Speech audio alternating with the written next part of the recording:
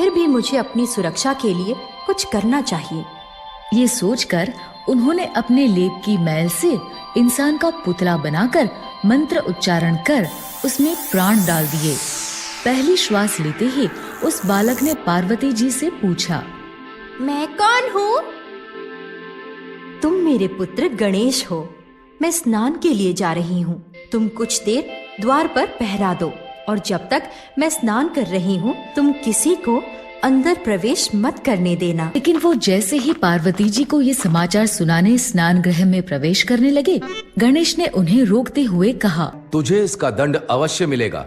ये कहकर शिवजी ने त्रिशूल से गणेश पर वार किया। गणेश ने भी अपना भाला उठाया और दोनों के मध्य युद्ध आरंभ हो गया। शिवजी अगर महादेव थे तो गणेश को भी आदिशक्ति पार्वती जी से बाहर आई।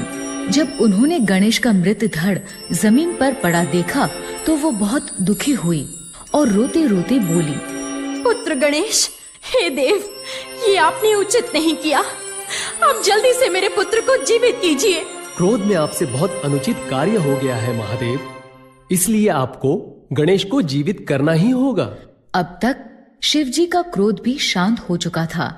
वो पार्वती जी से बोले, हे देवी, गणेश का सिर मेरे त्रिशूल के वार से मंगल लोक में जा गिरा है और वैसे भी मेरे वार से कटा सिर वापस नहीं जोड़ा जा सकता, इसलिए क्षमा करना देवी, लेकिन गणेश को जीवित करना असंभव है।